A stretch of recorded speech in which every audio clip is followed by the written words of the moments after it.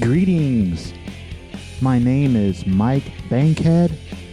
I am your host. I am a bass player and songwriter from the Gem City, Dayton, Ohio. I have a question for you. Have you ever wanted to take a Sharpie and write your name on a Nissan Altima? Well, I'm going to tell you how you can do that today on the You Could Be My Aramis podcast. My guest is a Dayton-based artist named the Kadence. I think you'll enjoy this conversation.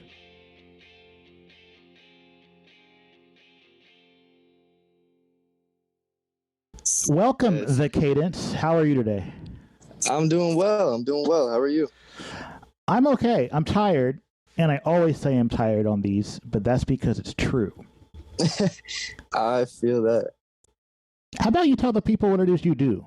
Let's say that I didn't know you or your music, and I walk up to you and I asked about what you do. How would you describe it? So I would describe it as I'm a pop R&B artist. And I like to kind of make music the way I want to. So I don't really have necessarily a genre. That's just kind of what I tell people. It's similar to. But I like all kinds of music, rock, pop, hip hop. And I like creating anything really.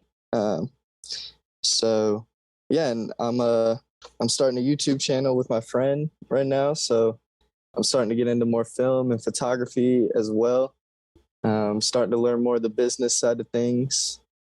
So yeah, it's exciting. I got a lot going on right now. How did you get started making music?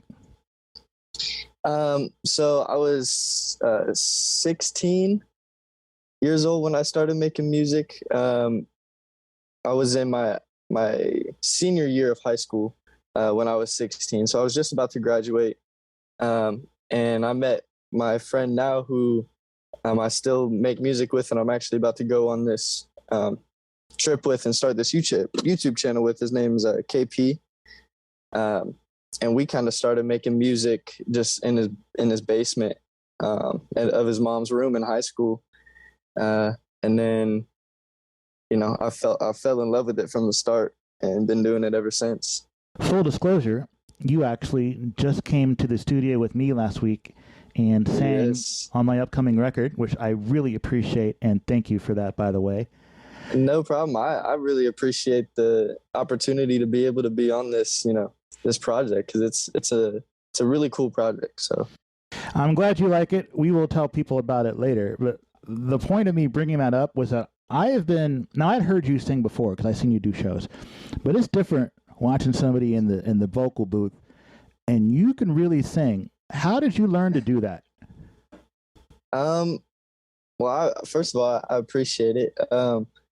I've always loved, singing since I was little.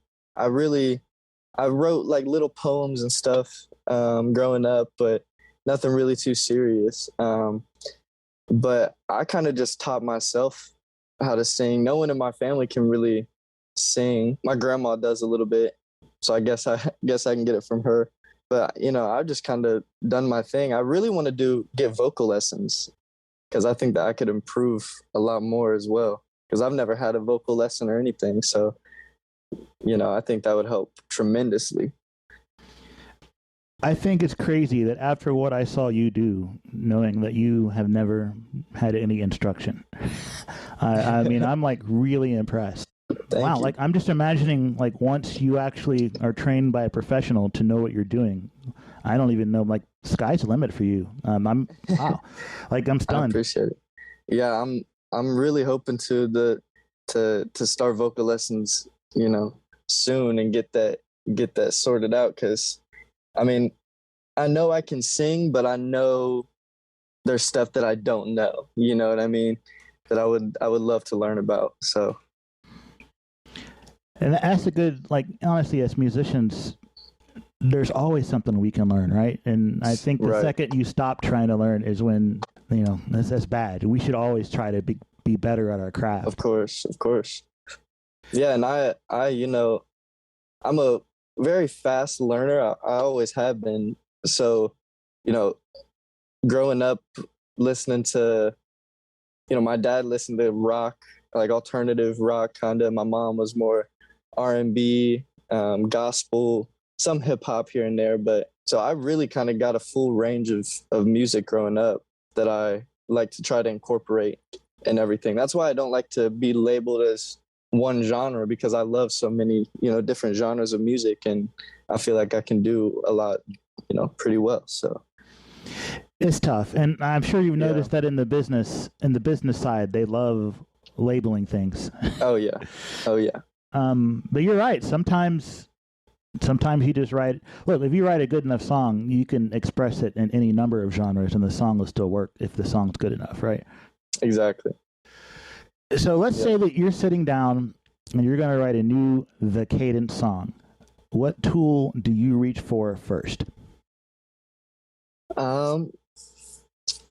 It just depends, really. So most of the time when I write, I can't play any instruments as well. That's another thing that I'm starting to learn now. I'm starting to pick up guitar, which would really help me, I think, with my songwriting. But for now, I have my producer that, we'll sit down and make a beat, and then I usually write to a beat, and then or an instrumental. But it really all depends. Sometimes I'll get beats sent to me that I'll have, sort through and kind of figure out. I would really love to make music with a band sometime. That's one of my goals as well. I just haven't found the right people to do it with yet. But yeah, I would say the first thing, I sit down and just pick up my phone. I write my lyrics in my phone, and then, just toy with different melodies. That's really what it is first, humming a melody and kind of getting the flow of the song, the emotion. Certain words pop into my head, certain feelings, and then, start experimenting and writing things down and seeing what works and what doesn't. How do you know when the song's done?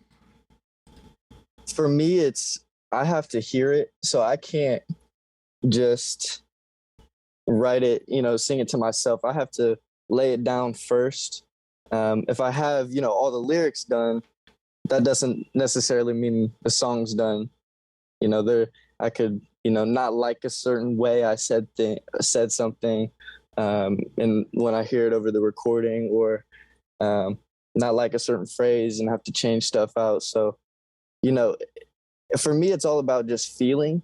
If something feels, the word I always say is if it feels like easy. If it's easy, it's light, then then that's what I'm kind of going for. If it doesn't feel like I'm struggling to produce something, if it's just kind of just coming and it feels light and it feels good, then the finished product usually turns out the same way. That's a good description. I think the first work I heard that you do was when you featured on Tino's record a couple of years ago. Yes.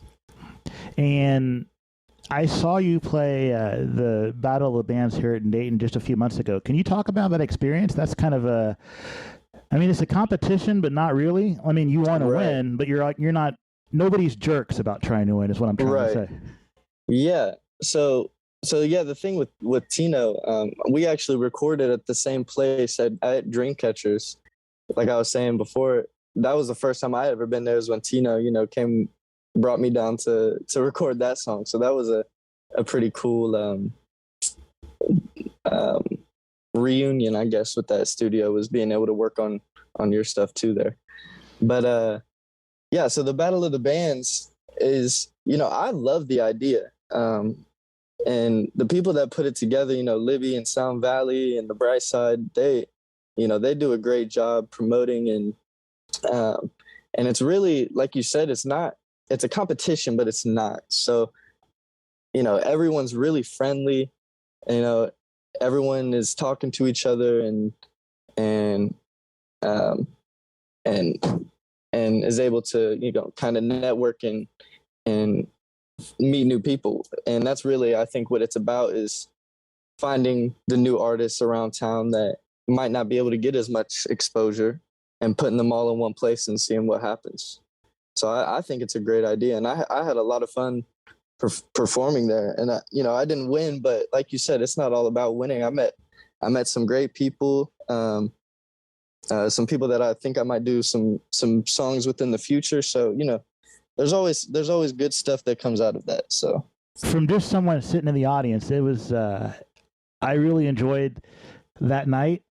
I keep wanting to go see more hip hop or R&B shows, and I don't know if there's not that many of them or if they're just not all that well promoted. Maybe I'm in the wrong demographic on social media to get targeted with the ads.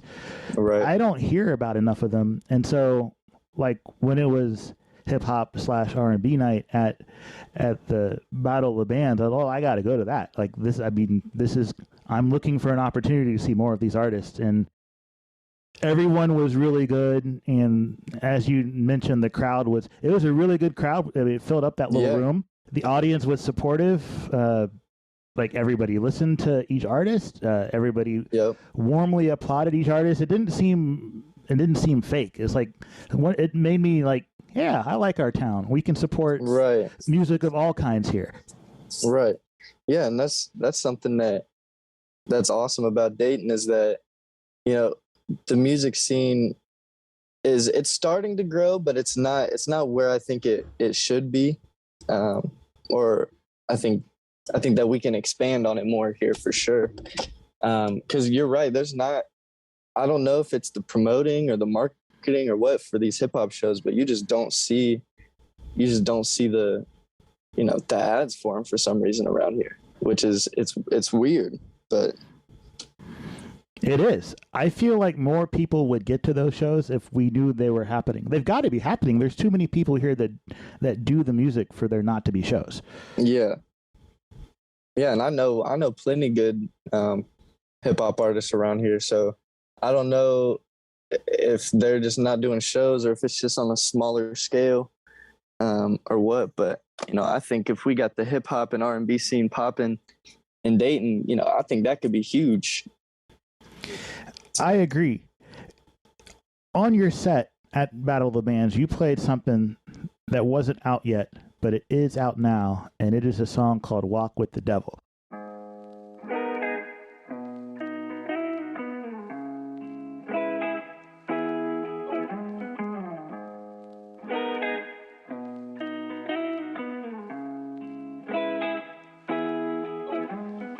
I took a walk with the devil. Yeah, she told me things and gave me diamond rings. Oh, I took a walk with the devil. Oh, I wish I knew better, but I just can't help it. I took a walk with the devil. Yeah, she told me things and gave me diamond rings. Oh, I took a walk with the devil. Oh, I wish I knew better, but I just can't help it. Everyone's got a demon sitting on their shoulder, whispering lies to the point you can't ignore it. Can't separate the truth, it's hard to see when rain is pouring. Wish I could buy time, but I just can't afford it yet. Dark clouds shadow my mind. I got dark thoughts I wish that weren't mine, but I'm sure that I will be fine. I got angels and demons that fight for my life. I took a walk with the devil. Yeah, she told me things and gave me diamond rings. Oh, I took a walk with the devil. Oh, I wish I knew better, but I just can't help it. I took a walk with the devil. Yeah, she told me things and gave me diamond rings. Oh, I took a walk with the devil. Oh, I wish I knew better, but I just can't help it. I went on a date with the devil today. She looked really pretty, all red, just like the blood on my hands. I didn't mean to do it. I wish that I could prove it, yeah, but I've been going through it. Every word I say is what I mean. I tell the truth in all my music. I'm fighting for my life, but I'm getting closer to losing. The devil telling lies, but I'm easily influenced. She gave me what I wanted, but my soul is all in ruin. I took a walk with the devil. Yeah, she told me things and gave me diamond rings. Oh, I took a walk with the devil. Oh, I wish I knew better, but I just can't help it. I took a walk with the devil. Yeah, she told me things and gave me diamond rings. Oh, I took a walk with the devil. Oh, I wish I knew better, but I just can't help it.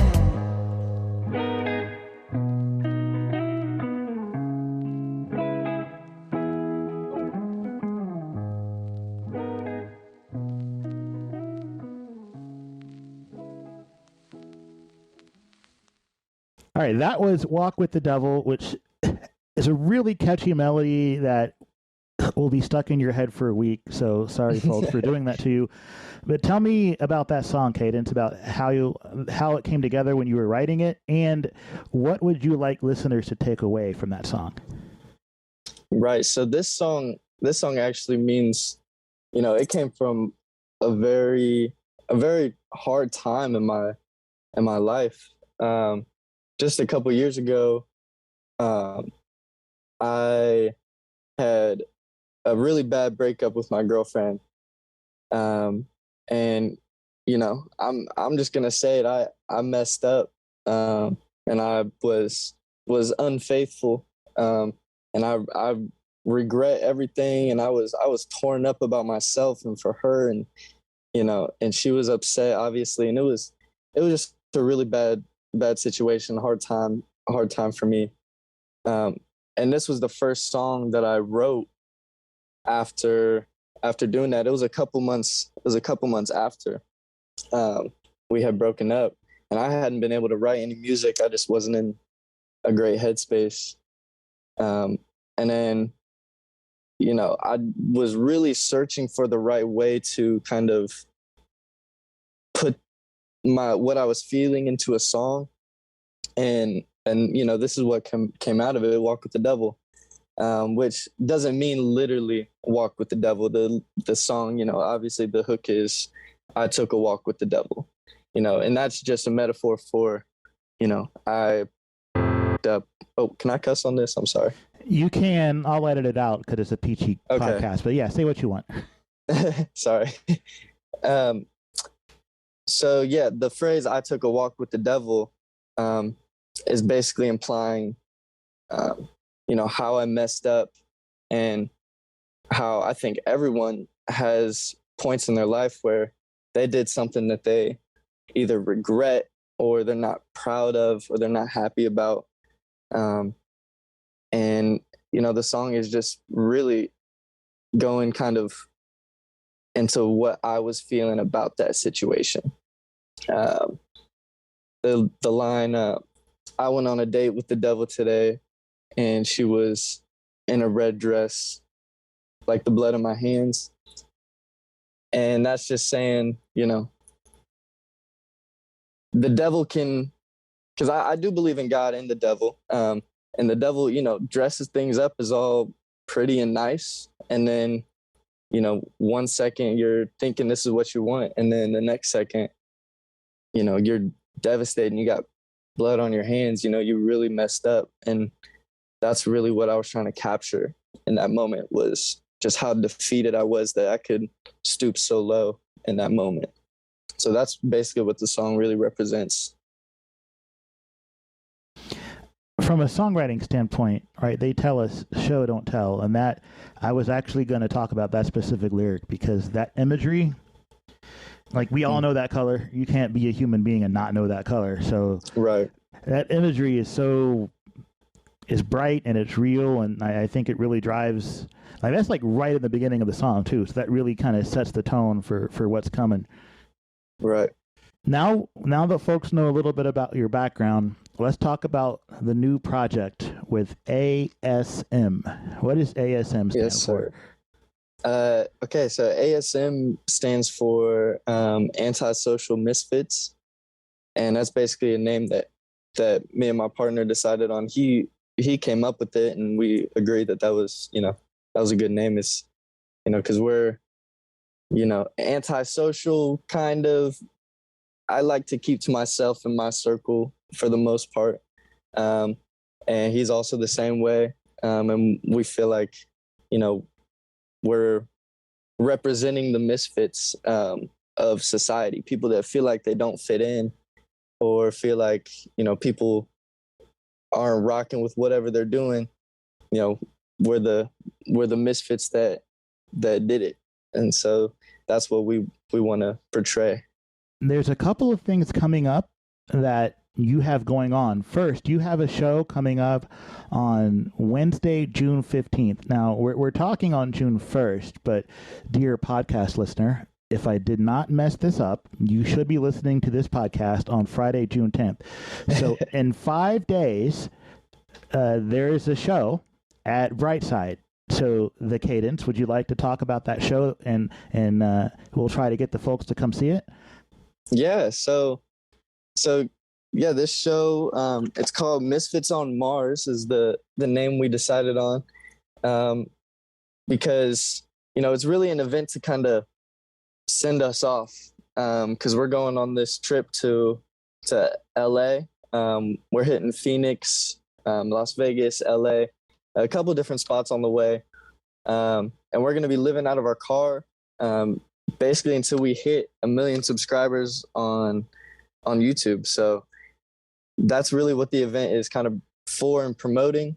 And there's going to be live music, live performances from me, my friend KP, and this other amazing artist. His name's Topher. And yeah, it's going to be the three of us. We're going to have a free drink with the purchase of a ticket, and also you can get placed into the raffle to win a gift card. So yeah, it's just going to be a fun night, live music, and also if you subscribe and you come out, you can sign your name on my car. is the kicker. So if that's something you'd be interested in, I'd love to see everyone out there.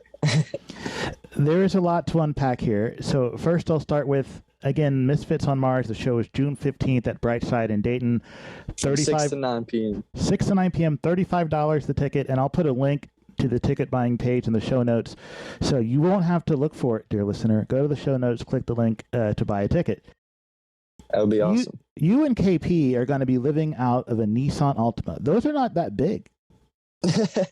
No, they are not. But yeah, it's gonna be interesting. You're gonna sleep in the car. I mean, you're not gonna take everything you own with you because there's not enough room. But I'm assuming you're gonna take enough clothing and supplies that you will neither starve nor die of. Well, yes, you won't freeze to death because it's hot. Yeah, that's the benefit of going out west in the summer.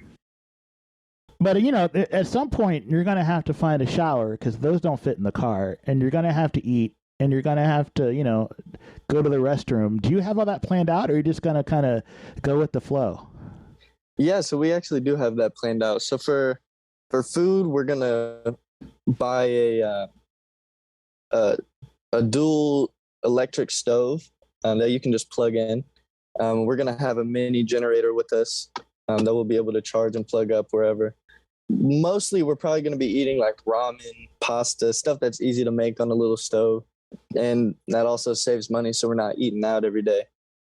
And then for showers and stuff, we got Planet Fitness memberships, and there's Planet Fitnesses all over the country. There's a lot of locations, and they're 24 hours. So, we can go in, get a workout in every day, use the showers, brush our teeth, change, all that in the locker room. And that's how we kind of planned on keeping it moving and able to stay clean. And obviously in this trip, hopefully you'll meet a lot of interesting people and talk to them and maybe make videos with them. Oh, yeah. So folks listening, if you live in California, New Mexico, Arizona, or points in between, or if you know people that live in Los Angeles, Southern California, New Mexico, Arizona, points in between, reach out to the Kadence or his partner KP, Antisocial Misfits on YouTube. Follow them on YouTube. Reach out to them. Introduce them to someone you know or yourself. They're harmless and they're harmless. They're very nice young gentlemen. They're driving around in a Nissan Altima. They would probably love to meet you. If you feed them, they'll probably like you even more. Of course. Depends on what it is. Beggars can't be choosers, Kadence. So you should be open-minded to an extent. But at the very least, as an old person, I can't imagine doing this. It sounds awesome, but scary. Very scary. Yes. So, folks, follow the project. If you are in the way of their path, make an effort to meet them. I'm sure that they would appreciate it. Yeah, come sign my car. Yeah. I have actually signed your car right there on the back by the Nissan logo, and I stuck a sticker on there. So, oh yeah. Yeah, follow them on YouTube, and if you are around their car, they will hand you a Sharpie, and you can write your name on it. If you are not in person, they'll write your name for you, but it's more fun to do it yourself, right? Yeah, it is. It is. Dayton folks, Wednesday, June 15th at the Bright Side. Stop by and see them. Tell them goodbye. Sign their car. People elsewhere, if you can interact with their path, if you can cross their path, or if you can send someone into their path, I encourage you to do that. This is a pretty cool artistic project. And I got to ask, where did the idea come from? We had been wanting to start a YouTube channel for a while. And we were just thinking of the best way to do it. Because we both have full-time jobs and, doing music and our jobs and YouTube is just, it was kind of a lot to manage. And, we just came up with the idea one day. I was just like, what if we just got in our car and just left and and just packed up everything and made music out of our car, filmed videos on the road, and it was an interactive experience. All the pieces just kind of clicked as we were coming up with the idea, and we came up with a budget. We came up with some video ideas to do on the way. Yeah, it just kind of fell into place after that. And yeah, we're starting a new channel or a new series called A Day in the Life, where we follow around people that are doing cool, interesting, maybe unique jobs, like artists, producers, fashion designers, outside of the 9-to-5, and just follow them around and kind of see what it's like to be in that position, And so I think we're going to do that along the way, and I think that's going to be pretty cool. We've already started editing one video we did here, so hopefully that turns out well, and y'all will get a glimpse of what we're going to be doing on the road. So I'm excited. That's awesome. You're going to meet some interesting people, and something that I've learned, I've only been doing this podcast for a few months, but something that I've learned is if you just let people talk about things they're into, most people are pretty interesting if you give them a chance to be, Yeah. And that's why I love just having a one-on-one with people, and getting to pick their mind on what it is they, are passionate about and what it is they like to do and how they do it. I think I've always loved, that's why I love podcasts and interviews and, because everyone's different. Everyone has unique things about how they do something, why they do something. So yeah, I think it's pretty cool. I only have one more question, and I stole it from the defunct Gem City podcast and Izzy Rock Martin, so credit where due. What did your childhood smell like? What did my childhood smell like? That's an interesting question. I would say, I